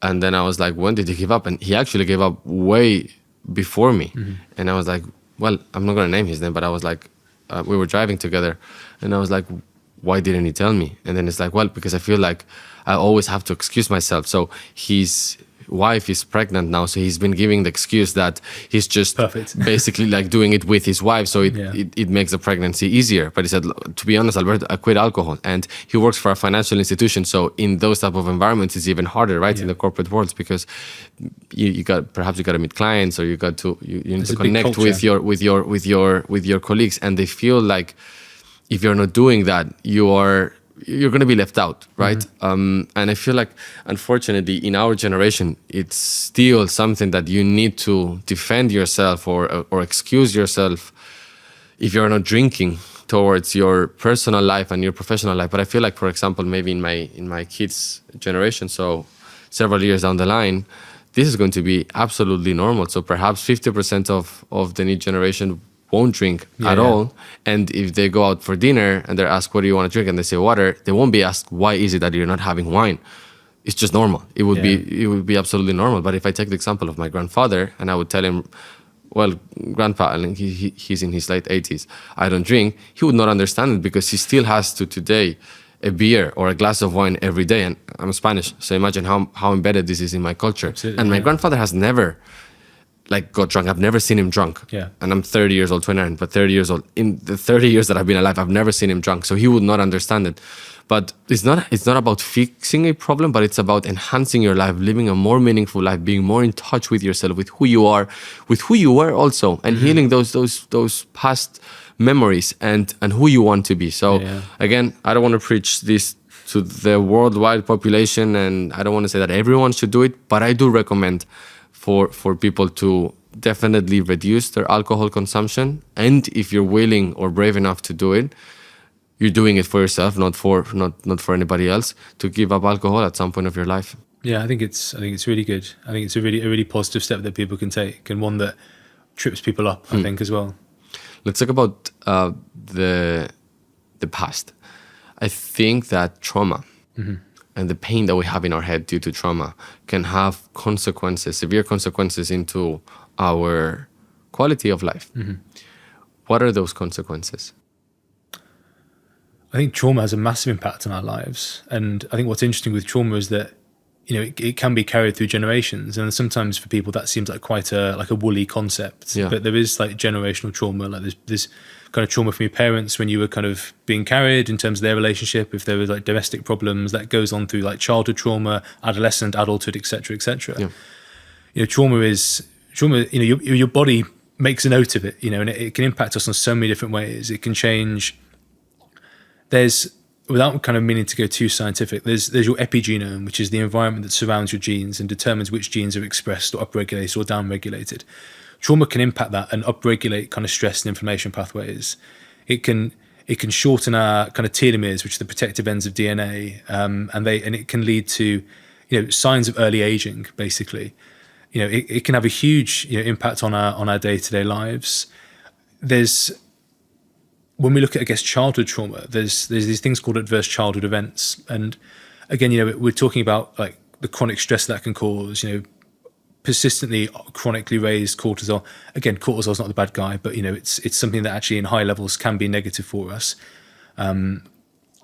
We know also that it's not just those things, it's also the behaviors that it allows people to do, or the behavior changes that people experience. So, you know, examples that I give is that if someone has a lot of childhood trauma, then their kind of self-esteem, their kind of place in the world feels sort of less than other people. So if you're kind of well-adjusted, if you don't have that same level of childhood trauma, you know, you can invest in like delayed gratification, and, you know, you can go to university, you can work hard at jobs that will give you, like an entrepreneur, give you a reward a bit later down the line, because you know somewhere deep in your brain that you're going to be there in 10 years, 20 years time, you know, you're still going to be around. So you can invest in those kind of behaviors. If you're someone who's got these kind of traumas, you don't necessarily feel that your place in the future, the certainty doesn't maybe quite feel like it's there. So you then are kind of geared towards more instant gratification, alcohol, drugs, you know, sexual deviance, like, you know, sleeping with lots of people, you know, that kind of stuff. You know, these are kind of behaviors that put you at more risk of health problems, because you don't somewhere in the back of your mind, you don't see that future isn't necessarily there for you because of the trauma you've experienced. You know, your self-esteem doesn't put you, you know, high on that kind of ranking pole amongst other people. So it has a huge impact on our lives. You know, from like a genetic kind of point of view, which genes are kind of upregulated, like the chronic stress, the persistently raised cortisol, which puts stress on our bodies, obviously increases our heart rate, increases our blood sugar, leads to premature signs of aging, and also our behaviors. So there's increased risk-taking behaviors as well. That's such an enriching reflection. I never thought about it in that way. So a trauma leads to you leaning more towards instant gratification rather than delayed gratification, which I think for people that ends up basically confusing. It confuses the person in between long-term happiness and having fun. I think a lot of people confuse having fun with long-term happiness. And I guess that's instant gratification, that dopamine rush that you get and validation that you need. I never thought about it in that way. That's very interesting. Let's talk about also a slightly different thing, which are health mistakes. So anyone, aside from obviously traumas, which are perhaps something that are more complex to unravel and to deal with, but in our daily lives, what are some mistakes that you think that people are making without knowing that those are mistakes, negatively contributing towards their health? So we've already touched on one, being sort of alcohol. I think a lot of people, they're not lying to themselves. I don't mean like that, because that sounds unnecessarily harsh. They're just maybe not quite aware of the kind of the damage that they're doing, or maybe the amount that they're sort of drinking. That's something that crops up a lot, and it's only when I really talk to people about it, and we might ask, a classic example is, do you drink much alcohol in the week? Could you tell me a bit about that? And they might say, yeah, I drink a bit. Maybe it's 12 units a week, right? And then I say, oh, could you tell me a bit more about that? Like, what does that look like in terms of like glasses of wine or cans or bottles of beer? Like, what does that look like? And then when they go through it, I'm saying, well, actually, what you've described is actually quite a lot more than those units that you've said. And how long have you been doing that for? And again, it's not, you used a great word. It's not preachy. I'm not trying to like catch people out or be nasty. But I think it kind of shines a light on something there where people are they maybe don't want to look at it. They're sort of like, actually, I just want to kind of move on this conversation a bit, but actually it's really important. I suppose other areas where people are making mistakes, probably around nutrition. It's that classic thing. I read something not that long ago, which was around the size of the plates that people use. And a dinner plate in the 1970s was like a side plate now. And that people are just eating off much bigger kind of plates, and that's leading to a higher portion size. Yeah. And people are then just eating more, but unknowingly, because I think a lot of people have been kind of raised the mindset of, got to clear your plate. It's wasteful to waste food. Like, you need to be respectful to the host or whatever reason. And they're eating maybe more food, and they're eating more regularly than they sort of realize. I think a lot of people they're not really aware that maybe so much of what they're eating, how much they're eating in the day. I think these are common things that kind of trip people up. And I do have a few clients who are on those weight loss injections, Ozempic, Mounjaro, etc. And they're on it for short courses, a few months at a time. But when I speak to them and they talk about their diet, they sort of say to me, I didn't realize how much I was eating. I didn't realize that actually I needed a lot less to live on than I thought I did. I thought I was eating well, but actually when I really reflect on it, when we go through their food diaries, they're eating a lot more than necessarily they might need, and actually that's a big thing for them. And again, without meaning to kind of sound overly repetitive, I think a bit around activity and sedentary behavior. I think a lot of people, they're doing their best, and you've got to be credited, but they'll do a sedentary job quite often like I do, and they'll be sat down for 10 hours a day, and they might go and run a 5K, and they might be like, I ran a 5K, and that's great, fantastic, good for you. But they haven't moved for, for hours and hours in the day. And actually, if they were to, I'm not saying they shouldn't do the 5K, but if they were to have got up, gone for a walk, gone up and down the stairs, done some squats at their desk or something, actually, that's going to make a really big difference to their long-term health. And I think all of these things they just trip people up sometimes. An example that I was thinking about is in relation to nutrition. I think if people are on a wellness journey, they try to eat healthier. So they may try to eat whole foods. Steak, a piece of fish, chicken, veggies. But then probably a mistake that I see in many friends is that they think they're eating healthy because they're eating those things, but then they start putting like weird sauces on top of them. And those sauces, they have so many additives and sugars. And they feel like, no, but I'm having a steak. No, you're having a steak with 5 different barbecue sauces that have all these different ingredients that you cannot even pronounce them, right? So that for me, it's a clear one. And then I guess you don't see the benefits from a weight loss perspective, from a physical aesthetical point of view, but then from a functional perspective. Yeah, I think that's a great tip. Yeah, similar with salad dressings, right? And not all kind of food types are kind of equal as well. So people talk about like when they go to like fast food places and they think they're making the healthier choice, but actually, like you say, it's loaded 100%. with, yeah. There are so many, especially in London, but if you live in a cosmopolitan city like London, which it could be, for example, New York or Dubai, Madrid or whatever, there are so many new salad bars that they are labeled as or marketed as a healthy to-go option, right? On the go. But if you actually look at the ingredient list, especially within their sauces, you're not eating anything that is healthy whatsoever. Yet you're going there and thinking that you're doing something good for yourself, and you live thinking, well, I did something great.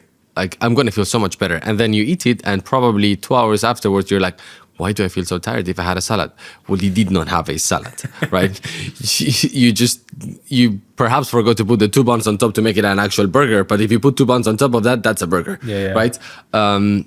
And unfortunately, people don't go to those levels of depth when it comes to wellness. They touch the surface and they feel like, oh, if I'm doing that, that's enough. And I also see the same example in the gym. So I feel like some people, they just feel healthier because they have a gym membership and they maybe go twice a week, but then you see them in the gym and they're like scrolling up and down TikTok and Instagram, and you're like, walking on the treadmill. That's a placebo, right there. Like, you probably feel great on your Lululemon or whatever, and you're in the gym early in the morning, but you're not working out. There's definitely a difference between like going to the gym and like you say, working out. I think that's another great tip, actually. Though, you see people who maybe go to the gym and just sit there, and actually you have to still do the hard work, exactly. And you can do that at home if you needed to. There's I don't want to deviate too much. There's a really trashy old show from UK television called Secret Eaters, which it is proper. It's almost like Love Island-esque kind of trashy TV, and it takes people who are struggling with losing weight, and it follows them for the course of the week, and then they go through and show them the footage of what they've eaten.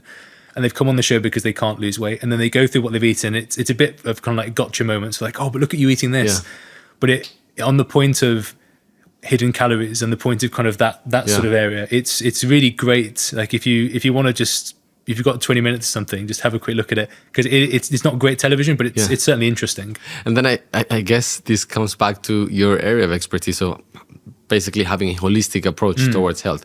I have some other, I'm not going to name them because they're going to stop being my friends, but I have some other friends that, for example, they train regularly, but then they go and they smash at night the burger and a cheesecake. So they feel like because they trained, they should be able to eat that, but like, no. Like, so if you're training 1 hour a day and then the other 11 hours of the day that you're awake, you're doing unhealthy things, you are living an unhealthy lifestyle. So I'm not saying that you should live a perfectly healthy life, but probably 80% of your life should be healthy, and then 20% you should do anything that makes you happy in the short term, or more than happy, have fun in the short term. Again, making that difference in between long-term happiness and having fun. Yeah, I completely agree. And I think that whole, I've been to the gym, I've burnt off 400, 500 calories. Now it's kind of open season for the food and stuff. Like, I think that, again, that does definitely trip people up. And you'd be surprised how quickly the calories that you've burnt off. I know it's not just calories in, calories out, but just if we're using that as an example, how quickly that can go if you start eating a meal and suddenly it's like, oh, I'm gonna have this like croissant or this like cake or something, and suddenly, gone. That's all.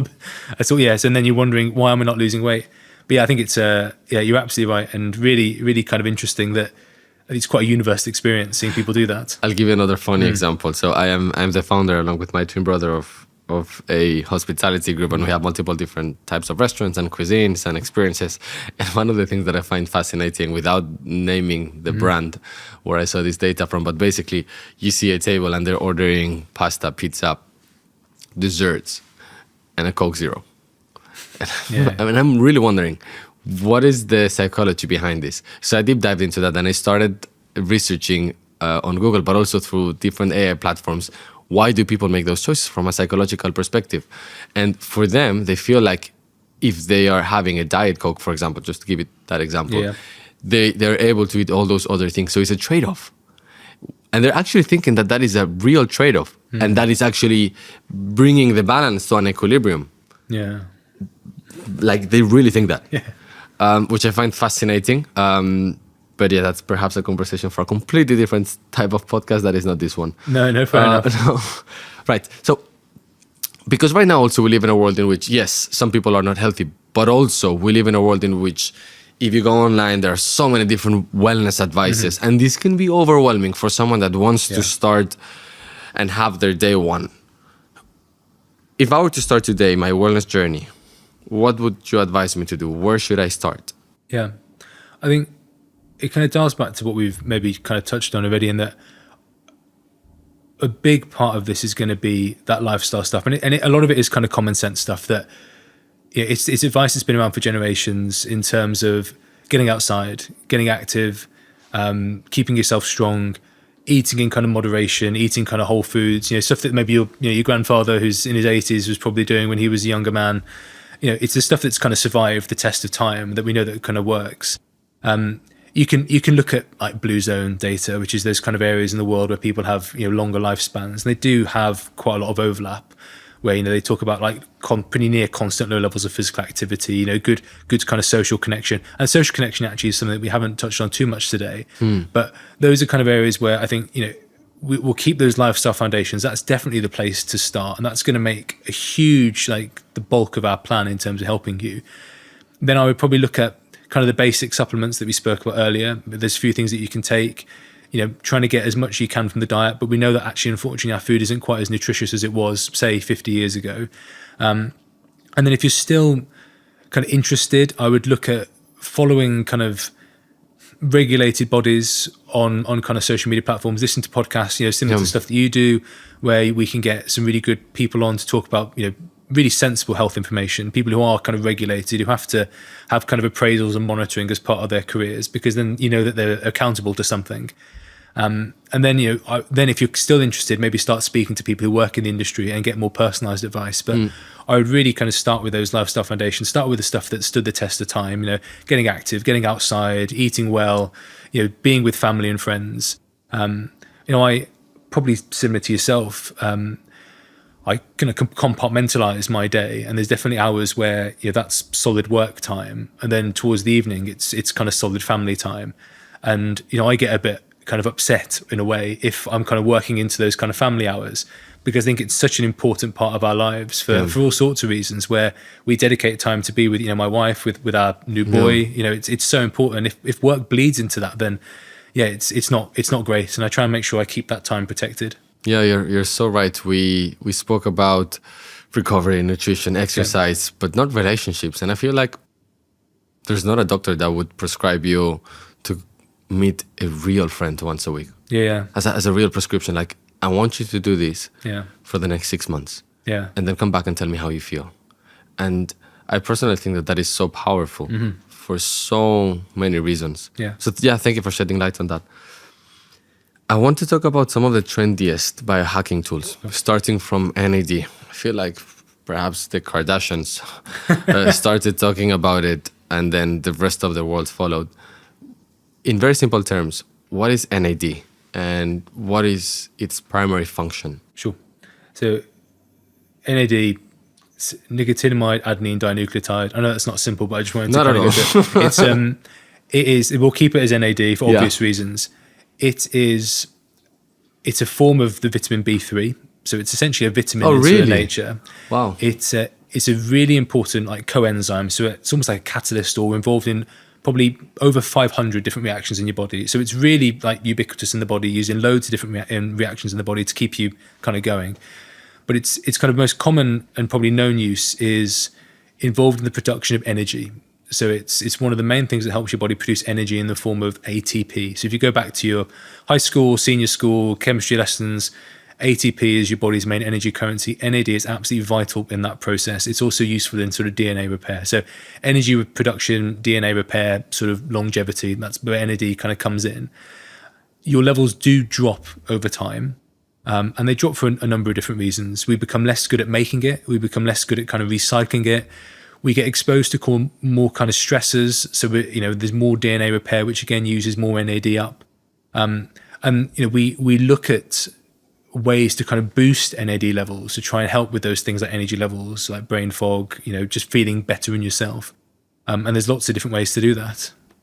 When we look at, I guess, these kind of hacks, these kind of wellness treatments, again, bit of a broken record, I always try and help people to do it either for free or as cheaply as possible. I think that's really important. So lifestyle factors, periods of hormetic stress. So that's not, I've got a deadline I've got to reach, like heart's pounding because I'm trying to smash out a lot of work.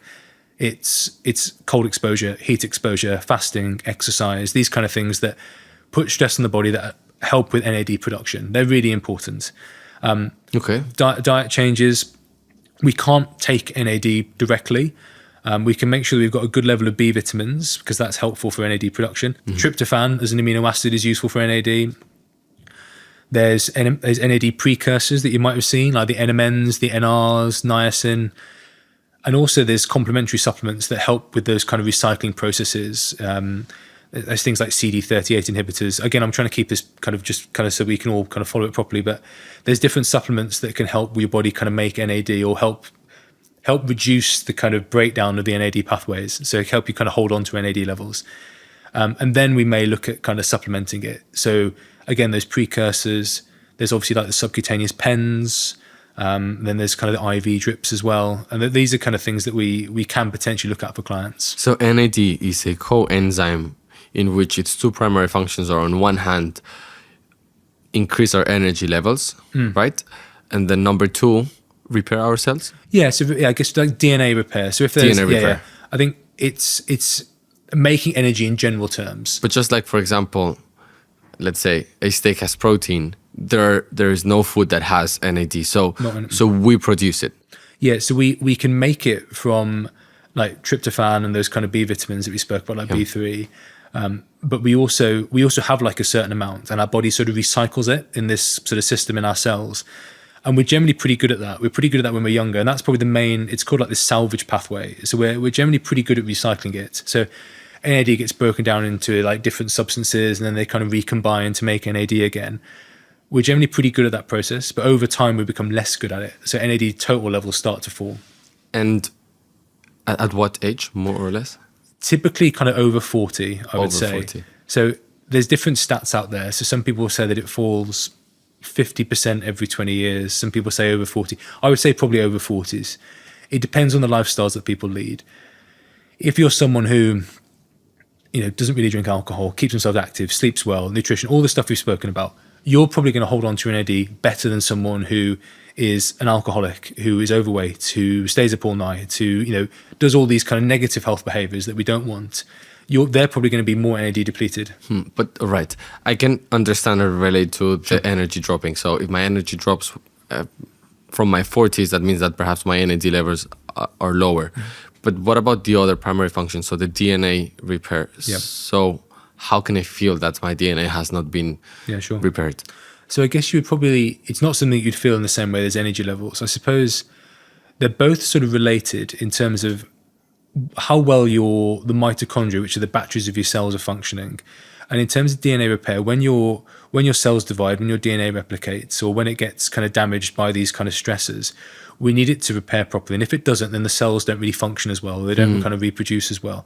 So you might start to notice things like, I guess in kind of stronger terms, organ dysfunction, but more subtly, I guess you might notice, again, some of the symptoms you've experienced. You might notice that maybe your skin quality is dropping, maybe the hair quality is dropping, maybe, your kind of mood is starting to get a bit less, you're not feeling quite as good in yourself.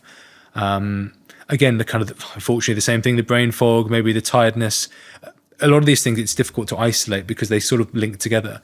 But that's kind of what you'd probably start to notice, is that actually you probably notice that you just don't feel quite as good as you did. And really early signs are those energy levels, those skin changes. And actually, when we do kind of do those other therapies to boost NAD, you actually do notice kind of quite a global improvement, which is really nice. And what about IV drips? Yeah.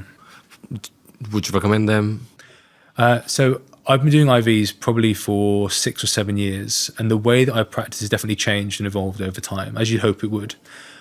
I would say that I've become more prescriptive with IVs than I used to. So I think I use them for people as part of a plan.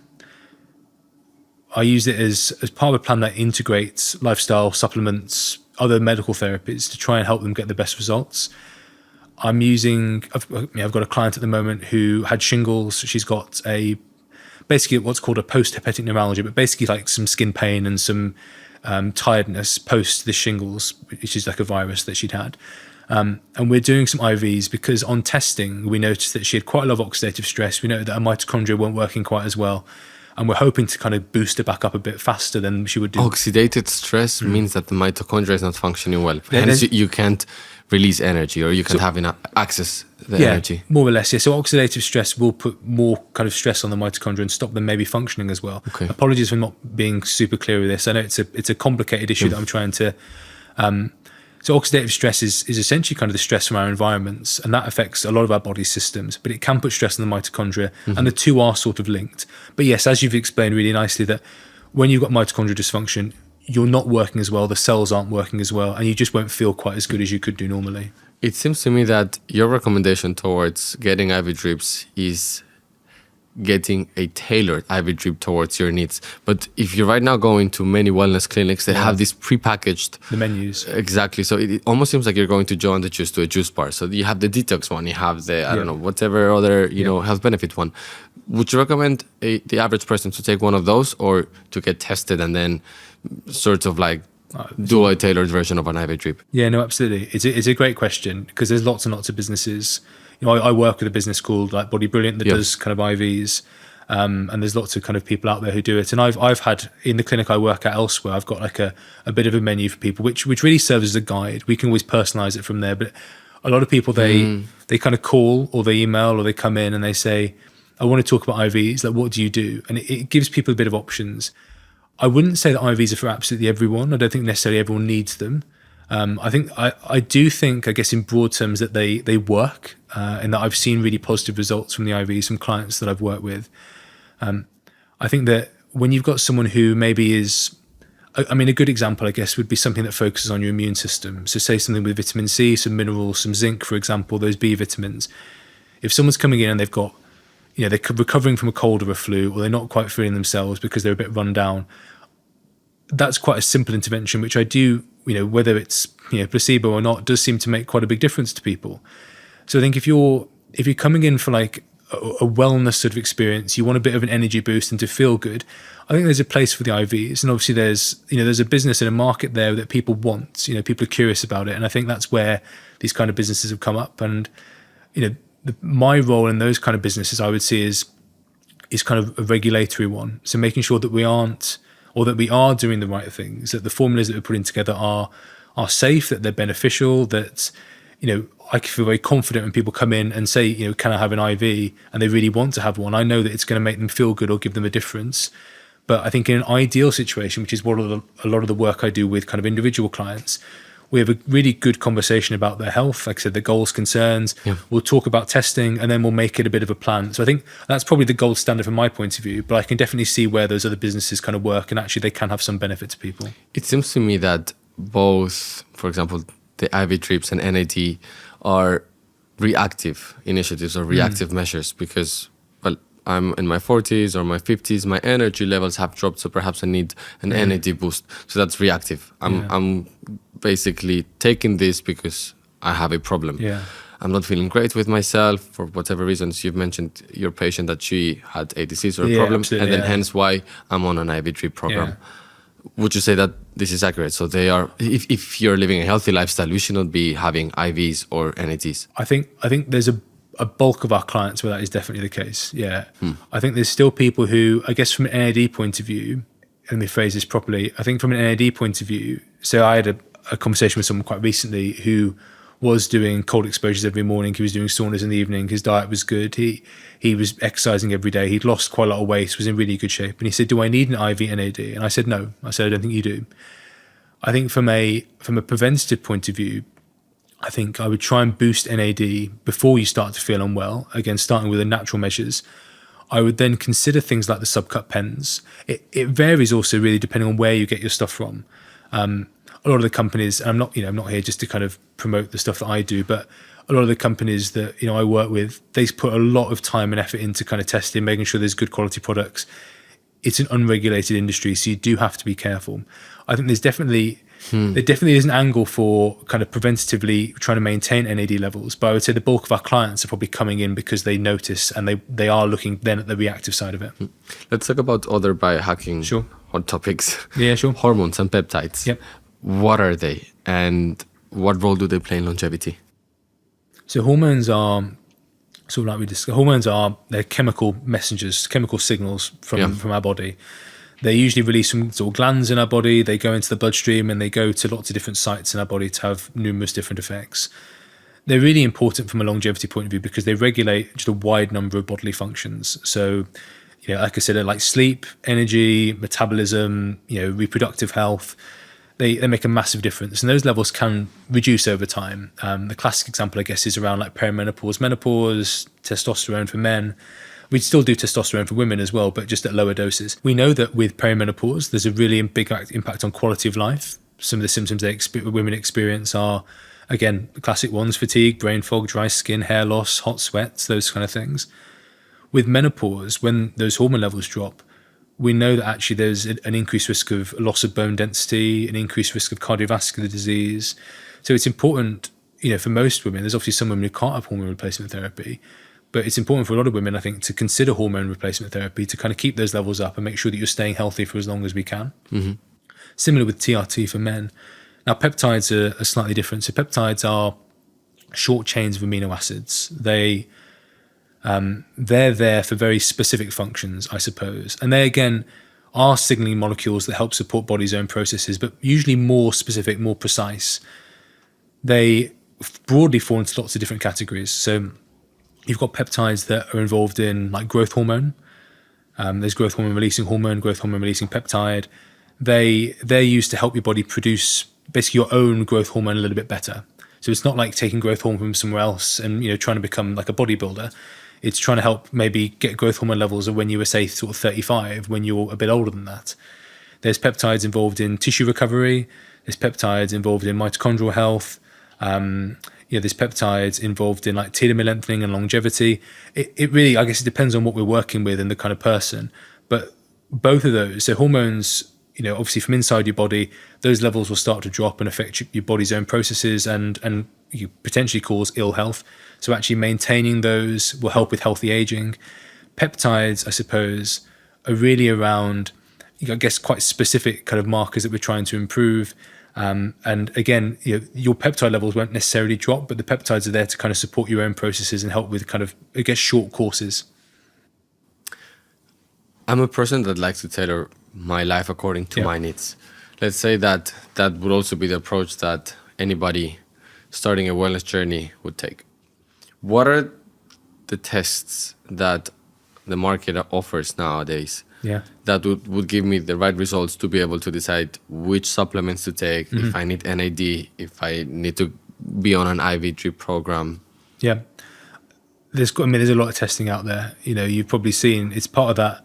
There's quite a lot of general, the term noise in the wellness space, right? And it's which ones do you recommend? So I would look at, as a starting point, like a basic blood panel is a great place to start. So we can look at things like your full blood count, check your red blood cells, check for anemia, general kind of liver and kidney function, some micronutrient levels like vitamin D, zinc, magnesium, B12, folate, those kind of things, hormone levels, for example, on blood tests. If we're looking specifically around supplementation, I would look at something called an organic acid test, or it's a metabolomics test. That's a urine test. It looks at how well your body's metabolizing things like proteins, fats, carbohydrates. Gives us an idea about like micronutrient needs. Give us an idea about amino acids.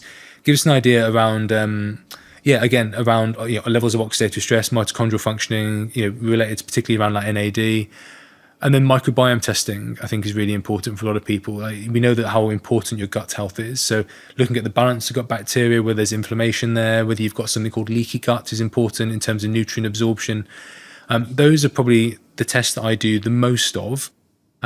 You've got two other tests which are kind of more popular. One is sort of DNA testing. Benefits of DNA testing is you only have to do it once, obviously, because that doesn't really change.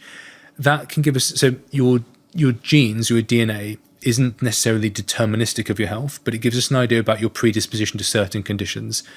So interesting. They don't determine our health. Not necessarily. So it's around your epigenome, which is the environment in which which surrounds your genes. That sort of determines, I guess, which genes are upregulated or expressed and which genes are not regulated as much. To alter your epigenome, it's the same stuff that I talk about a lot in terms of the lifestyle, the benefits of the exercise, the right diet, making sure you're sleeping well. All of these things feed into kind of having a healthier lifestyle and upregulating the kind of beneficial pathways for longevity. However, so Chris Hemsworth is a good example. So Chris Hemsworth, obviously, very famous guy, very wealthy guy. He's done a documentary like Limitless, his kind of series about himself. He's got 2 copies of a gene called ApoE4, which means he's got an increased risk of Alzheimer's, dementia. That doesn't mean he's going to get it. Doesn't determine everything. It just means his risk is higher. So he's doing everything that he can to reduce that risk. I've got a 3 and a 4, which means my risk is about 2 to 3 times higher than the baseline population. So and dementia and Alzheimer's is more complicated than just that one gene, but it serves as a nice talking point for these kind of talks. So the DNA test is useful because it gives us an idea about how maybe aggressive we need to be or how strong we need to be on certain interventions. It doesn't mean you're going to get those conditions, but it gives us an idea. And then your epigenetics, there are different kind of epigenetic tests, which sometimes you might have heard them referred to as like biological age testing, and they might do like organ ages. That can also be sort of useful. But I think for most people, I would look at like a basic blood panel, make sure that we've got a lot of kind of good information. Maybe that's once or twice a year. The urine testing is good because it gives us an idea about those micronutrients, mitochondrial functioning, and then the microbiome I think is really important as well. So we've covered the benefits of living a healthy life or transforming your life into a healthy one from a wellness and performance perspective. Yeah. The benefits that you get from a neurological or brain perspective, and the rest of the systems of your body, like your digestive system, you're not going to get the stomach aches and things like that. But I guess some other people, they also are triggered by other factors when it comes to driving change in their lives. In this case, living a healthier life. And this could be more in relation to beauty and aesthetics. So in very simple terms, in your experience, how do we change from a beauty point of view or aesthetic perspective? So we become more beautiful, more handsome, more pretty, by just living a healthier life. Yeah. So I think all those kind of areas that we've discussed in terms of the lifestyle, the supplements,